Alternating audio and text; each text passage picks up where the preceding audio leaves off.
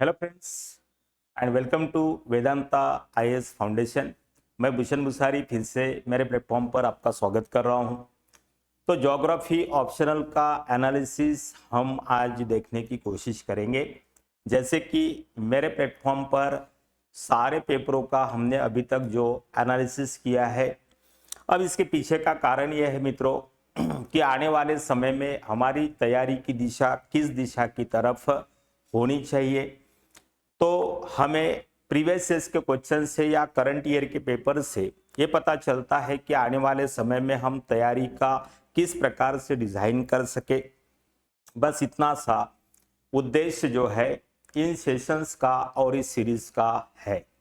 तो आज बात करते हैं ज्योग्राफी ऑप्शनल जो हो चुका है आपका, और प्रथम दर्शनी पेपर को देखने के बाद काफी अच्छा महसूस आप कर सकते हैं। जैसे कि कई लोग इस बार के पेपरों को देखकर कर पा रहे हैं, क्योंकि इतने अच्छे और इतने आसान पेपर्स जो है मुझे नहीं लगता यूपीएससी इसके पहले और इसके बाद भी कभी शायद बना पाए।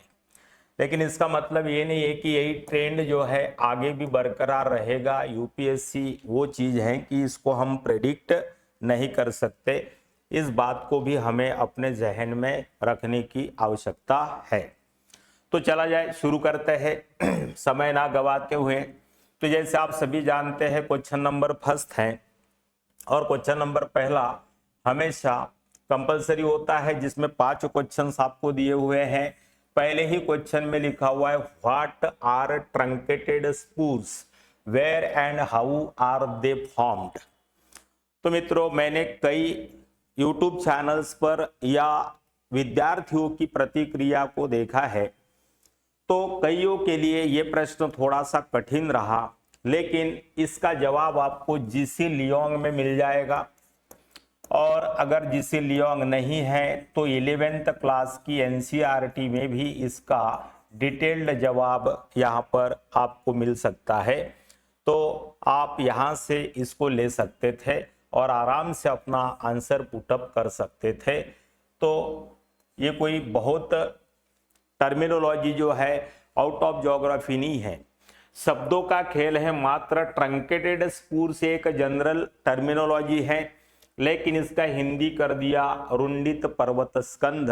यहाँ थोड़ा हिंदी मीडियम का लड़का जो है गच्चा खा गया। विशेष तौर पर इस बार 1230 के आसपास लड़के हैं ज्योग्राफी ऑप्शनल को मेंस में लेकर बैठने वाले, जो लगभग सेकंड पोजीशन धारण करता है, और इसका सक्सेस रेट 6 से लेकर 7 के बीच में हमेशा रहता है आपको। तो आप सोच सकते हैं भविष्य में जो भी बिगिनर्स है वो इस सब्जेक्ट के बारे में सोच सकते हैं, लेकिन थोड़ा सा आपको सतर्क रहने की आवश्यकता इस बारे में है, क्योंकि ज्योग्राफी लगभग 50 ब्रांच को मिलने वाला सब्जेक्ट है। इसलिए प्रैक्टिकलिटी या अप्लीकेबल एस्पेक्ट के यानी किसी भी ऑप्शनल सब्जेक्ट की तुलना में इस सब्जेक्ट में आपको ज्यादा होगा। इसलिए करंट इवेंट्स का अगर बहुत अच्छा नॉलेज है आपको, या ज्योग्राफी है, तो करंट इवेंट्स का नॉलेज अच्छा करना पड़ेगा आपको। ये नेसेसरी इस ऑप्शनल पेपर को ऑप्ट करने में आपको रखनी जरूरी है। तो करंट के साथ नेशनल इंटरनेशनल इवेंट्स के साथ आपको जुड़ने की आवश्यकता है। कंप्लीट पहला पेपर जो है थ्योरेटिकल था, बहुत ज्यादा सिद्धांतों के ऊपर सवाल पूछे गए हैं। इसलिए एक टिपिकल ट्रेडिशनल टाइप या सैद्धांतिक रूप से जो आधार होना चाहिए पेपर फर्स्ट का, उसको स्ट्रिक्टली फॉलो किया है यूपीएससी ने इस साल के पेपर में। और बहुत सारे क्वेश्चन जो है बेसिकली उसकी टर्मिनोलॉजी और कंसेप्ट से पूछा गया है। एकदम सिंपल है। दूसरा क्वेश्चन, शीतोष्ण कटिबंधीय चक्रवात का निर्माण फैलाव अक्ष की स्थिति पर निर्भर करता है, स्पष्ट कीजिए। सारी दुनिया जानती है कि शीतोष्ण कटिबंधीय विस्तार उष्ण कटिबंधीय चक्रवात की तुलना में काफी विस्तारित होता है, और क्षति जो है उष्ण कटिबंधीय चक्रवातों की ज्यादा होती है, शीतोष्ण कटिबंध चक्रवातों की बहुत कम। टेम्परेट साइक्लोनिक कंडीशन के बारे में पूछा। हमेशा मैं कहता हूं जियोमार्फोलॉजी, क्लाइमेटोलॉजी और ओशनोग्राफी, इन तीन टॉपिक्स को आप करके चले जाइए। लगभग 40% सिलेबस आपका इसी में दिखाई देगा। अभी मिला देता हूं यहाँ पर, तो आपको ये चीजें समझ में आ जाएगी। जैसे कि पहला क्वेश्चन है जियोमॉर्फोलॉजी से, दूसरा क्वेश्चन है आपको शीतोष्णकटिबंधीय चक्रवात का क्लाइमेटोलॉजी से, उसके बाद उपरयुक्त उदाहरणों से समुद्र स्तर में परिवर्तन, ओशियन सी फ्लोर स्प्रेडिंग, और फैक्टर कॉजिंग पूछा है आपसे सी लेवल चेंजेस के। अब फैक्टर कॉजिंग क्या है, पूरा ग्लोबली अगर देखें तो ग्लोबल वार्मिंग होगी, ग्लेशियर पिघलेंगे, टेम्परेचर के दिनों में वृद्धि होगी, इवेपोरेशन ज्यादा होगा, बरसात के दिनों में वृद्धि होगी, और बरसात के दिनों में वृद्धि हो जाएगी, बरसात ज्यादा हो जाएगी, हायर टेम्परेचर या 35 डिग्री टेम्परेचर से ज्यादा टेम्परेचर हो जाएगा, तो ग्लोबल वार्मिंग के कारण ग्लेशियर पूरी दुनिया से पिघल जाएंगे। दोनों तरफ से ये संलिप्त पानी या जल जो है समुद्र के सी लेवल को चेंज कर देगा।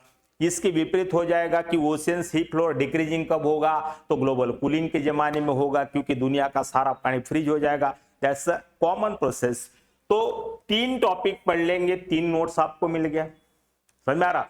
60% सिलेबस में ज्योग्राफी के 100% सवाल आप निकाल सकते हैं। जियोमॉर्फोलॉजी, क्लाइमेटोलॉजी, ओशनोग्राफी, बायोजियोग्राफी पढ़ लीजिए, पॉपुलेशन सेटलमेंट ज्योग्राफी पढ़ लीजिए, उसके बाद में जो है आपको मॉडल्स पढ़ लीजिए, कल्चरल सेटिंग पढ़ लीजिए, बात खत्म हो गई।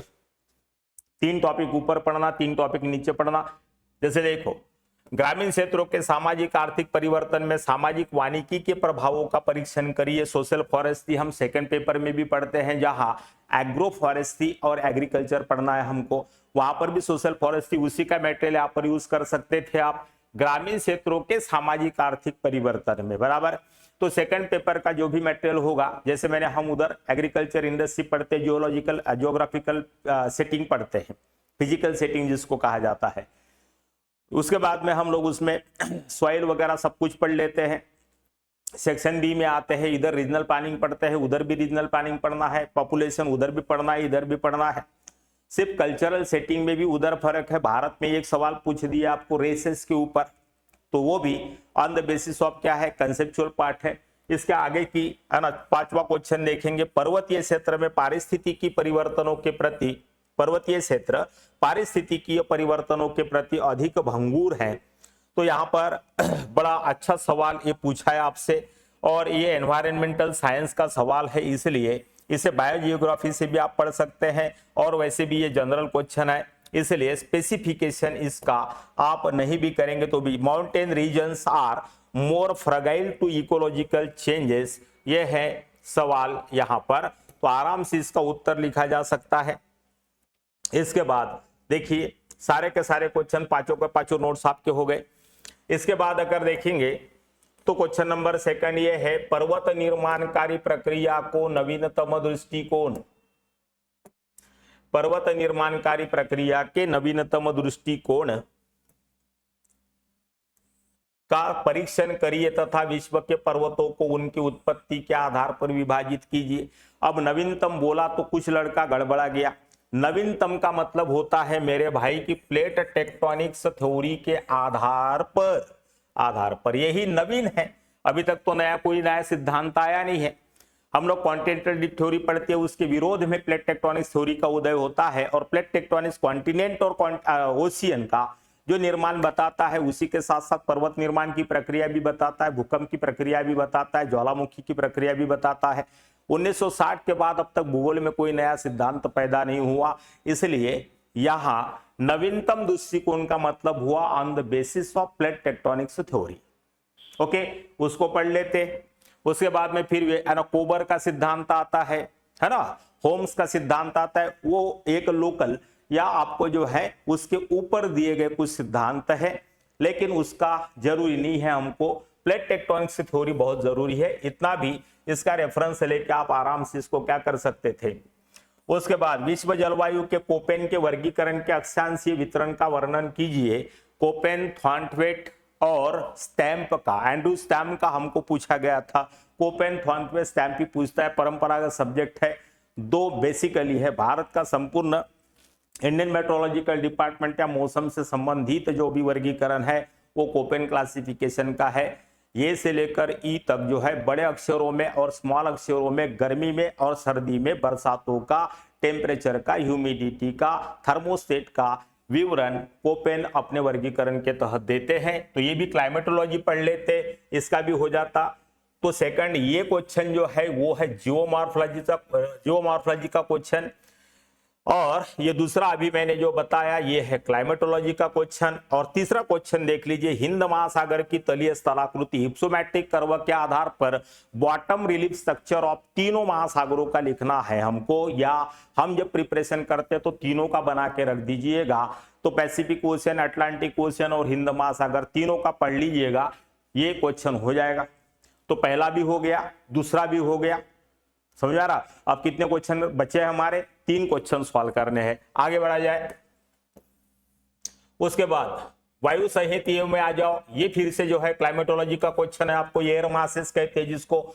वायु संहिता यौन संबंधित मौसम गतिकी की व्याख्या करिए। जहां जहां ये जाएगी वहां वहां क्या है, क्योंकि air masses equal to function of temperature, pressure, humidity in the context of time and area in which particular region which was responsible, or air masses is responsible for the changes of local or aerial changes in the atmospheric circulation or atmosphere।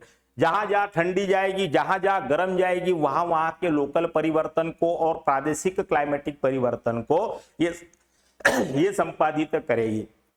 तो air masses का ये ना question था, इसको हम climatology में या जलवायु विज्ञान में पढ़ते हैं। नेक्स्ट क्वेश्चन नंबर 3 भी, सॉरी, मृदा अपरदन रेंगती हुई मौत है कथन की व्याख्या करते हुए मृदा संरक्षण के विभिन्न उपायों को सुझाना है। तो सॉइल इरोजन के ऊपर सवाल पूछा है। सविंद्र सिंह की किताब पढ़ोगे बायोजियोग्राफी, उसमें सॉइल इरोजन, सॉइल प्रोफाइल पूरा एक टॉपिक दिया हुआ है। सविंद्र सिंह का जो फिजिकल ज्योग्राफी है, चारों टॉपिक चाट के चले जाना है, सारे क्वेश्चन सॉल्व हो जाते हैं आपके। बस 6 से लेकर 12वीं क्लास तक का एनसीईआरटी पढ़िए और एक सविंद्र सिंह का किताब पढ़िए। लियोंग पढ़ना है पढ़िए, बनेट पढ़ना है पढ़िए, नहीं पढ़ा तो भी चल जाएगा। लेकिन जितना चाहिए हमको उतना हमारा इन लिमिटेड किताबों में आराम से हो जाता है। फालतू किताबें मत जमा करो, कोई मतलब नहीं है, और फालतू क्लासेस का नोट्स भी जमा मत करना। तो मृदा अपरदन रेंगती हुई मौत है, soil erosion is creeping death, explaining the statement suggest various soils conservation measures. तो मृदा संरक्षण के विभिन्न उपायों को यहां पर सुझाना है या बताना है। उसके बाद perception, attitude, values and emotions are important components for biodiversity and sustainable environmental conservation, elaborate. ये आधुनिक या करंट के साथ जोड़ने वाला सवाल था। अगर आइडियाज बहुत अच्छी होती है आपके पास तो अनुभूति, अभिरुचि, वैल्यू और इमोशन। वर्तमान में हमारे देश में एक पेड़ माँ के नाम ये योजना चल रही है, इसका एग्जाम दे देते है ना। तो अब माँ का और पेड़ लगाने वाले का भावनात्मक संबंध है, और उससे महत्व भी वनों के संदर्भ में आजू बाजू में जो लाखों करोड़ों रुपया एडवर्टाइज में खर्चा करने के बाद भी हम लोग जिस चीज का इंपॉर्टेंस गेन नहीं कर सकते, लेकिन माँ बाप के नाम पर अगर एक पेड़ लगा देंगे तो उसका महत्व वहां पर प्रस्थापित हो जाएगा।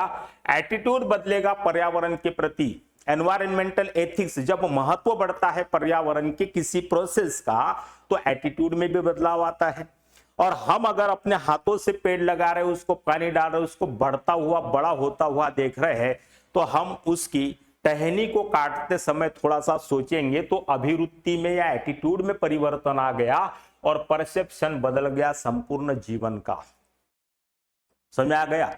तो मन की बात अभी परसों के दिन जो कार्यक्रम हुआ है, शायद मुझे 100 ख्याल नहीं है 110वां एपिसोड शायद था, तो प्रधानमंत्री ने इस बात का मतलब उल्लेख जो है बड़ा अच्छा ढंग से समझाने का प्रयास किया है। तो शायद ये एग्जाम्पल आप डाल देती इसमें, तो इस तरीके का जो है जैव विविधता और सतत पर्यावरण। अब सतत पर्यावरण 140 करोड़ लोग हैं हम पूरी दुनिया में, एक एक आदमी एक एक पेड़ लगा देगा 140 करोड़ हो जाएंगे, 2 लगा देंगे तो 280 करोड़ हो जाएंगे। तो सतत पर्यावरण होगा। सस्टेनेबल एनवायरमेंटल सक्सेशन की ये प्रोसेस यहां पर बहाल हो गई। और 140 करोड़ लोग एक ही प्रकार का पेड़ नहीं लगाएंगे तो बायोडाइवर्सिटी भी हो जाएगी, क्योंकि कश्मीर से लेकर कन्याकुमारी तक और पोरबंदर से लेकर सिलचर तक अगर पूरे एरिया में एनवायरमेंटल वेरिएशंस देखेंगे तो एक ही तरीके का पेड़ हमारे देश में पैदा नहीं होगा। हर एक एरिया का इंसान अगर इस तरीके से हर दिन एक पेड़ अपने माँ के नाम लगाएगा तो वेरिएशंस भी आ जाएगा, बायोडाइवर्सिटी हो जाएगी। ये बड़ा एग्जाम्पल, यही से क्वेश्चन का आंसर का स्टार्टिंग भी शुरू कर देते आप तो भी जो है आइडियाज क्लियर हो जाती। चलो कोई बात नहीं, तो हम लोगों का पूरा 2 क्वेश्चन हो गया है। हम लोगों को 2 से ज्यादा सवाल ही नहीं करने, लेकिन हमने कर दिए। चला जाए उसके बाद क्वेश्चन नंबर 4 ये देखते हैं, भविष्य में पर्यावरणीय संरक्षण के लिए कार्बन तटस्थता कैसे आवश्यक है, इसके संबंध में राष्ट्रों के द्वारा किए गए विभिन्न प्रयासों का वर्णन करिए। इसी प्रकार का एक केस स्टडी आपको एथिक्स में भी पूछा था। एबीसी नाम का कंपनी है और आप 50% के शेयर होल्डर है, उसमें यही केस वहां पर था। और भविष्य में पर्यावरणीय संरक्षण के लिए सीएफसी गैसेस का उत्सर्जन जो हुआ अब तक वो हो चुका।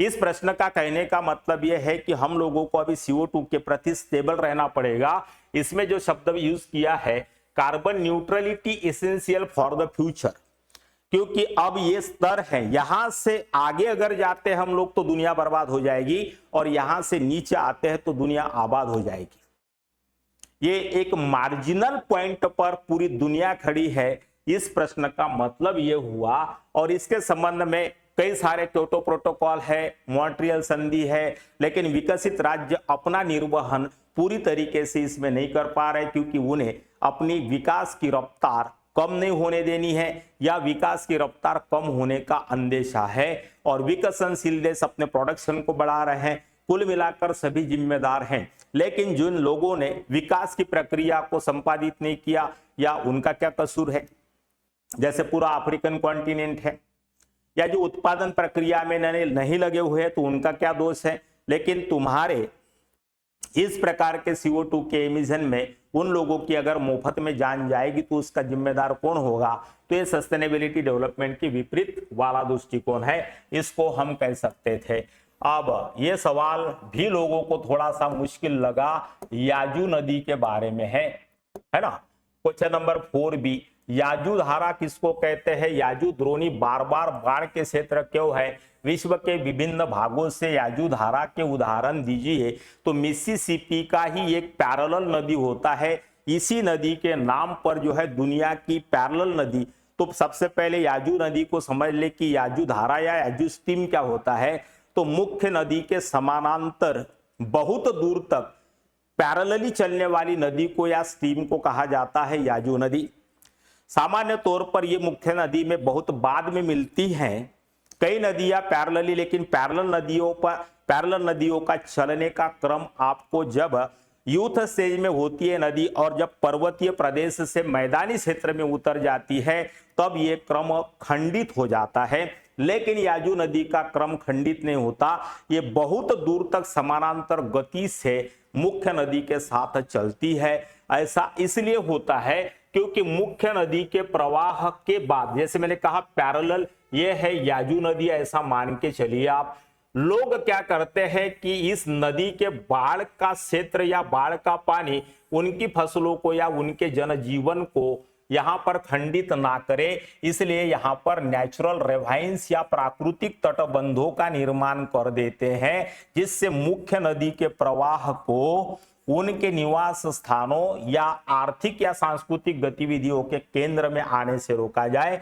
और इस नदी के इधर भी, क्योंकि याजू नदी का तुलनात्मक तौर पर मुख्य नदी की तुलना में प्रवाह जो होता है थोड़ा सा मंद होता है, तो इस नदी का यूज सिंचाई के लिए भी, इरिगेशन के लिए भी, पेयजल के लिए भी, धोने धाने के लिए भी, जानवरों के लिए भी किया जा सकता है।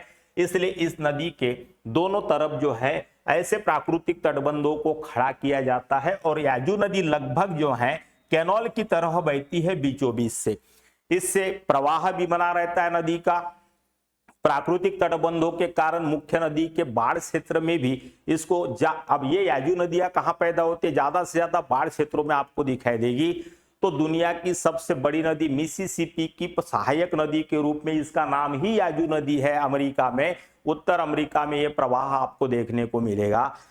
और एनसीईआरटी 12वीं क्लास की किताब जो है नदी के द्वारा उत्पन्न स्थलाकृतियां, एक ऐसा प्लेटफॉर्म दिया गया है आपको और उसमें नदियों को निकालकर दिखाया गया है। टेबल चित्र है, आपके एटलस में भी दिया हुआ है, ऑक्सफोर्ड में देखेंगे तो पता चल जाएगा।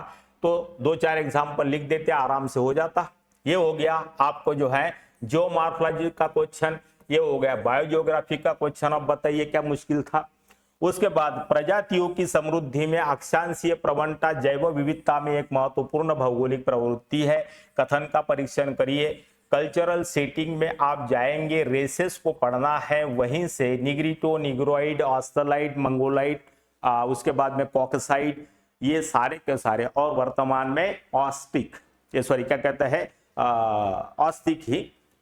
तो जो इस प्रकार के प्रजातियों की समृद्धि में अक्षांशीय प्रवणता किस प्रकार से, तो निग्रिटो, निग्रोइड जहां पर बसे हुए हैं उनको हम निग्रो कहते हैं, ब्लैक और ब्राउन कलर का आपको दिखाई पड़ेगा, है ना।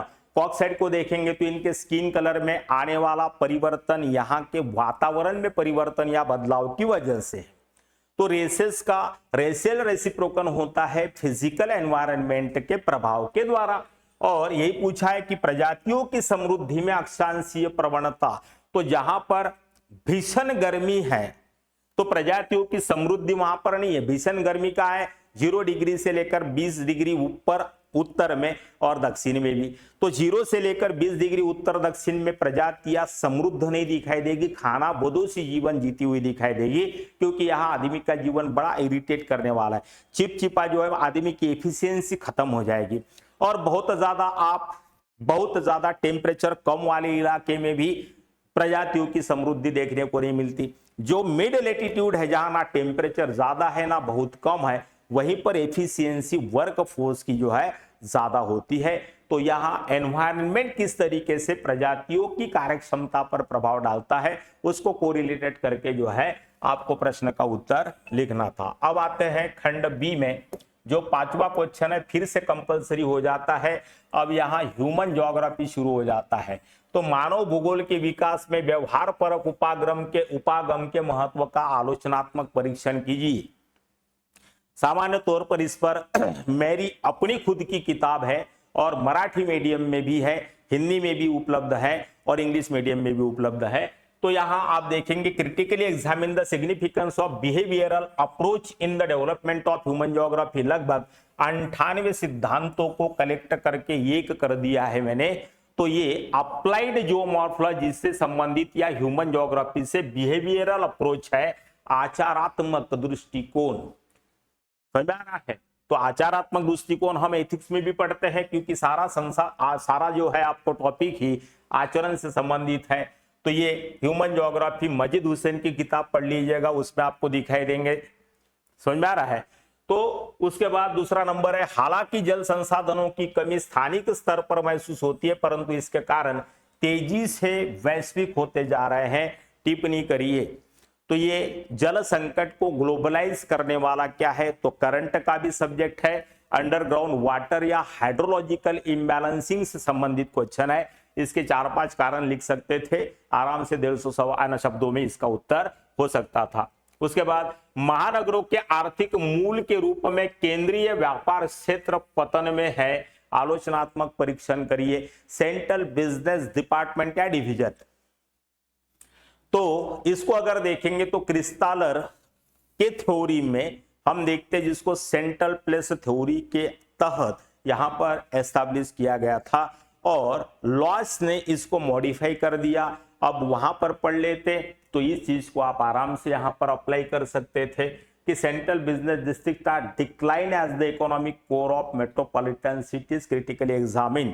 अब ऐसा किस लिए हुआ, क्योंकि बहुत दूर तक मेट्रो का विस्तार हुआ है, तो एक सेंट्रल बिजनेस डिवीजन में जाकर एस्टैब्लिश होना और वहीं से सारी आर्थिक और व्यापारिक गतिविधियों का संचालन थोड़ा मुश्किल हो सकता है। इसलिए हब एंड स्पोक की संकल्पना जो क्रिस्टालर थ्योरी में दी गई है, मान लीजिए कि ये सीबीडी है और इसके चारों तरफ इर्द गिर्द डिपेंडेंट है ना स्पोक है। तो हब एंड स्पोक की संरचना में इस प्रकार का, अब ये सेंट्रल बिजनेस डिवीजन इतने केंद्रों को अपनी सेवा की आपूर्ति देगा और ये जो छोटे केंद्र विकसित हुए सीबीडी के इर्द गिर्द, ये अपने से 6 शहरों को क्या करेगा या 6 मोहल्लों को या 6 एरियाज को क्या करेगा, अपनी सेवाओं की आपूर्ति करेगा। तो ये मेट्रोपॉलिटन सिटी में हुआ है, हो रहा है, समझ में आ रहा है। तो इस जनरल एना टाइप का सवाल था। उसके बाद लिंग संवेदनशील प्रादेशिक विकास की आवश्यकता है, विस्तार से समझाइए। There is a need for gender sensitive regional development, elaborate. आने वाले समय में ये भी एक समस्या पैदा हो जाएगी क्योंकि आज प्रजनन की दर और प्रजनन की प्रक्रिया दोनों को विराम देने की मानसिकता लोगों में विकसित हो रही है। तो आने वाले समय में फिर एक क्वेश्चन आगे पूछा है आपसे कि प्रजनन पर डिपेंडेंट वर्क फोर्स पर यह समस्या के रूप में खड़ा हो जाएगा। इसलिए विकास के प्रतिमान जो है प्रवसन से आने वाली पॉपुलेशन के द्वारा पूरे किए जाएंगे। बड़ा चिंतनीय विषय है, अभी ये ट्रेंड में चल रहा है। इसके पहले जीएस में भी कई बार पूछ चुका है, इसी साल भी पूछा है, तो इसका इस्तेमाल करके यहाँ पर आप लिख सकते थे। ये तो डायरेक्ट क्वेश्चन था। 5वां, ये रोस्टोव मॉडल के द्वारा प्रस्तावित आर्थिक वृद्धि के सैद्धांतिक ढांचे और चरणों की व्याख्या करनी थी। तो 5 चरण बता देते, समझ में आ रहा। उपभोक्ता वर्ग का जो चरण है वो लास्ट वाला है।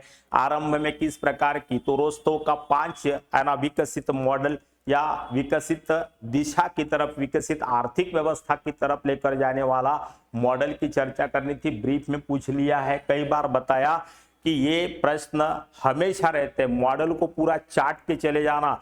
मेरी किताब में आए हुए और आने वाले एक्सपेक्टेड क्वेश्चंस की पूरी लिस्ट दी है, उस मटेरियल से आप आराम से 150-250 शब्दों में उत्तर निकाल सकते हो। तो इस तरीके के अपने भी नोट्स आप बना सकते हैं। क्वेश्चन नंबर 6 से ए में चलेंगे। शहरीकरण की प्रक्रिया विशेष रूप से एशिया और अफ्रीका में स्पष्ट है, जहां बहुतायत में शहरी निवासी अत्यधिक गरीब, बहिष्कृत, अति संवेदनशील और हाशिए पर रहने से जूझ रहे हैं। चर्चा करिए। तो the urbanizational process is particularly pronounced in Asia and Africa, where too many urban residents grapple with extreme poverty, exclusion, vulnerability and marginalization discuss करना था। तो रीजंस बताने थे इस पूरे है ना पेपर के अंदर, ऐसा क्यों हो रहा है। तो शहरीकरण को जोड़ दिया है। वर्तमान में इन वर्ग जो कि शहरों की दिशा में या शहरों की तरफ आता है, तो शहरों की तरफ आने के बाद भी उनके जीवन में क्या उचित परिवर्तन आता है, नहीं आता, ये वर्तमान की समस्या है। इसलिए यहां पर आप इसको कुछ कारणों के साथ रजिस्टर कर सकते थे।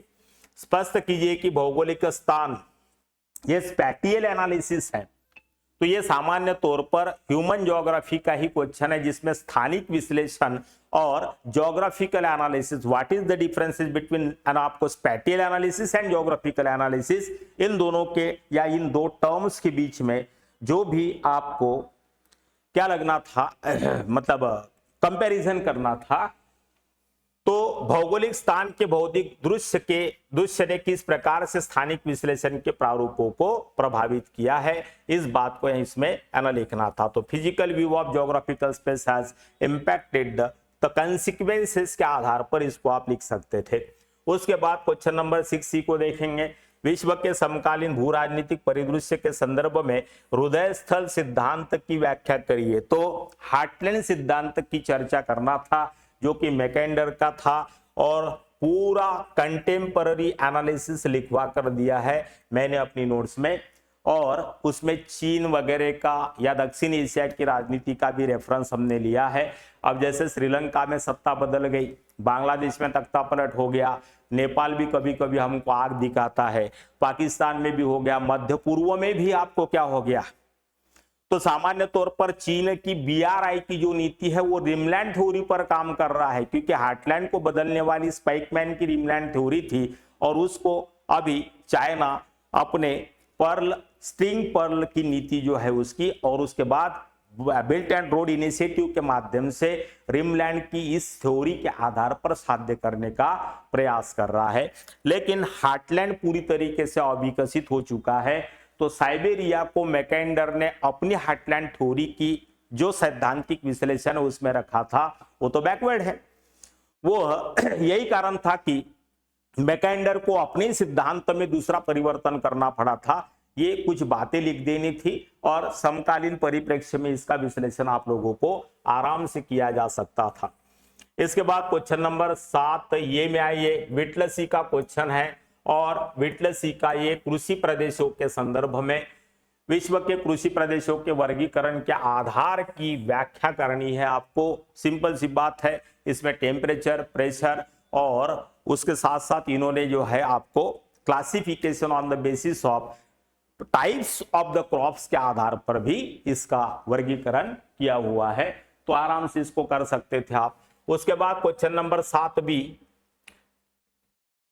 ट्रांसनेशनलिज्म की चर्चा हो रही है। परराष्ट्रीयता क्या है? हाल की अवधि में प्रवासियों के परराष्ट्रीय संबंधों का पैमाना और दायरा अत्यधिक क्यों बढ़ गया है?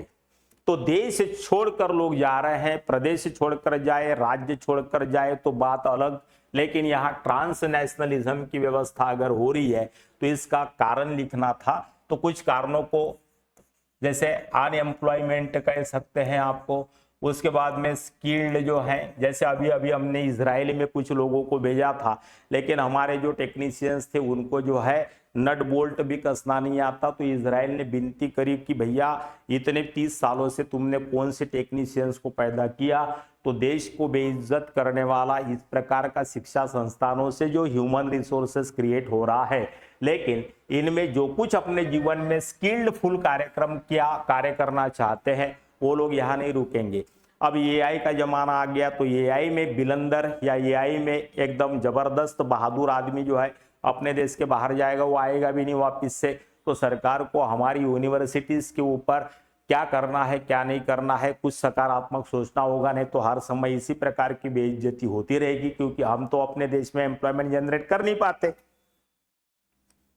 तो ये सारे कारणों को इसमें लिखना है। तो पहले लोग एक राज्य से दूसरे राज्य पे काम करने जाते थे, अपना उदर निर्वाह करते थे, लेकिन अब वो स्थितियां नहीं है। आज की जनरेशन के दिमाग में जो है बहुत फास्ट हो चुकी है दुनिया, और हम कहते हैं कि पेशेंस रखो। अभी तक हम लोगों का एमपीएससी का एडवर्टाइज ही नहीं आया, 4 बार अब तक एग्जाम पोस्टपोन हो चुकी। तो सरकारी नौकरी के सपना लेकर जो लोग बैठे, तो 4-4 बार अगर इसी तरीके पोस्टपोन होता रहेगा, 2-2, 4-4, 5-5 साल अगर इसमें चले जाएंगे ओके, तो क्या होगा? और आज की जनरेशन के पास में उतना पेशेंस नहीं है पुरानी पीढ़ियों के साथ, क्या आधी उम्र तक वो पढ़ सके, क्या पढ़ता रहे। तो ये देखना पड़ेगा हमको, ये समझना होगा यूथ के साथ बड़ा अन्याय हो रहा है इस देश में, इसलिए परराष्ट्रीयता का प्रचलन बढ़ेगा तो पैमाना और दायरा क्यों अधिक बढ़ गया है, ये सारे कारणों को आराम से आप जोड़कर बढ़िया सा उत्तर सेटअप कर सकते थे। अब इसके लिए कोई किताब है नहीं, अर्बन पॉपुलेशन ज्योग्राफी हम पढ़ते हैं, लेकिन उसमें ये पैमाना क्यों बढ़ा है वो नहीं दिया हुआ है। तो जनरल अवेयरनेस का सवाल है, ये इजराइल का एग्जाम्पल दे दिया है मैंने। तो ऐसे कुछ एग्जाम्पल्स देकर, क्योंकि दुनिया को जरूरत भी है, क्योंकि इतनी बड़ी पॉपुलेशन और किसी देश के पास नहीं है, लेकिन हमारा पॉपुलेशन बड़ा होने के बावजूद एक अगले साल सवाल पूछेगा कि इतना पढ़ाई लिखाई चल रहा है, इतना टेक्नीशियन हम पैदा कर रहे हैं, हर साल लाखों करोड़ों इंजीनियर पैदा कर रहे हैं, फिर ये अंतरराष्ट्रीय गुणवत्ता के मानकों पर खरा क्यों नहीं उतरते? तो हमारा इसका मतलब ये है कि हम जो एजुकेशन प्रोवाइड कर रहे हैं उसमें ही वो दम नहीं है। तो हमें इसको बदलने के लिए क्या करना पड़ेगा ताकि हम दुनिया के साथ कदम से कदम मिलाकर चल सके। तो ये सारी बातें इसमें करनी थी। 15 नंबर का आपको सवाल था। उसके बाद क्वेश्चन नंबर 7 सी, विकासात्मक योजना के लिए प्रदेशों के चयन में अपेक्षित मापदंडों का आकलन करना है। Assess the criteria required for selecting region. ये प्रादेशिक नियोजन दोनों पेपरों में है, बिल्कुल बगैर पढ़े छोड़ना नहीं, दोनों को पढ़ ले। छोटा छोटा टॉपिक है और हमेशा इस पर सवाल पूछता है, बड़ा आसान होता है। पहले पेपर में 4 ही टॉपिक पढ़ना है, विकास ध्रुव और उसके साथ साथ है ना आपको जो है डेवलपमेंट है ना क्या कहते हैं पोल डेवलपमेंट ग्रोथ, परोक्स की डेफिनेशन पढ़ लीजिएगा। और सेकंड पेपर में पंचवार्षिक योजना से लेकर पंचायती राज तक हम लोगों को विकास का नियोजन पढ़ना है, उसको आगे आएगा ही। तो क्वेश्चन नंबर 7C में विकासात्मक योजना के लिए प्रदेशों के चयन में, तो हम लोगों ने प्रदेशों का चयन कैसे किया? पहाड़ी क्षेत्रों का नियोजन, जनजातीय क्षेत्रों का नियोजन, सूखाग्रस्त प्रवण क्षेत्र नियोजन, बाढ़ग्रस्त क्षेत्र नियोजन, फ्लड अफेक्टेड क्षेत्र नियोजन। समझ में आ रहा है? क्योंकि पर्वतीय क्षेत्र का नियोजन बाढ़ग्रस्त क्षेत्र में अप्लाई नहीं होता, बाढ़ग्रस्त क्षेत्र का शुष्क प्रदेश में अप्लाई नहीं होता। इसलिए प्रादेशिक स्तर पर जो भी भौगोलिक विशेषता पर्टिकुलर रीजन में होगी, उसी क्षेत्र का उन आधारों पर नियोजन का प्रक्रिया हमने 50 सालों में अपनाया है। यह स्थिति विश्वव्यापी भी है और भारत के संदर्भ में भी है। तो अपेक्षित मापदंडों को 4-5 मुद्दों का विश्लेषण करके आराम से आप 15 नंबर के इस प्रश्न को सॉल्व कर सकते थे। वही क्वेश्चन नंबर 8 ये में भी प्रादेशिक नियोजन से संबंधित सवाल पूछ लिया आपसे। पूरक प्रदेश क्या होता है? What is complementary regions? ऐसे ऐसे शब्द इस्तेमाल किए, डरने का नहीं, घबराने का नहीं है। हमेशा ये होता है सब्स्टिट्यूटरी शब्द पूछता है, इसलिए अपनी वोकैबुलरी पर अच्छा थोड़ा सा काम करिए ताकि प्रथम दर्शन में ही आपको शब्दों का मतलब समझ में आ सके। With a reference to hierarchy of settlement, describe the different type of complementary regions as proposed by क्रिस्तालर। तो ये क्रिस्तालर के द्वारा प्रतिपादित, फिर से क्रिस्तालर की थ्योरी यहाँ पर रिपीटेड हो गई है। तो पूरक प्रदेश का मतलब भी हुआ, जैसे मैंने अभी हब एंड स्पोक की क्या कर दी है, तो प्रमुख सेवाओं के लिए सीबीडी के ऊपर डिपेंडेंट रहेगा आदमी, लेकिन लगभग कुछ ऐसी सेवाएं हैं जो प्रमुख सेवाएं छोड़कर किसी और प्रदेश में या किसी और सेंटर पर भी एस्टैब्लिश की जा सकती है। तो विभिन्न प्रकार के पूरक प्रदेशों का वर्णन या निर्माण इसके अधीन हो सकता है। क्रिस्तालर पढ़ लेते, आराम से ये क्वेश्चन आपका सॉल्व हो जाता। चला जाए उसके बाद क्वेश्चन नंबर 8B को देखें। विश्व में सेमीकंडक्टर के विनिर्माण में स्थानिक परिवर्तनों और उभरते प्रतिरूपों का विश्लेषण करिए। तो सेमीकंडक्टर का विनिर्माण भारत के गुजरात में भी हम लोगों ने सेमीकंडक्टर का अभी भारत सिंगापुर हमारा दौरा हुआ और उसमें भी सिंगापुर के साथ हमने सेमीकंडक्टर, मेरा एक यूट्यूब लेक्चर भी है भारत सिंगापुर संबंध, उसमें सारे आपको जो है फैक्ट्स और तथ्यों के साथ कुछ पीडीएफ भी मैंने दिया हुआ है। तो ये विस्कॉन्सिन में सवाल था।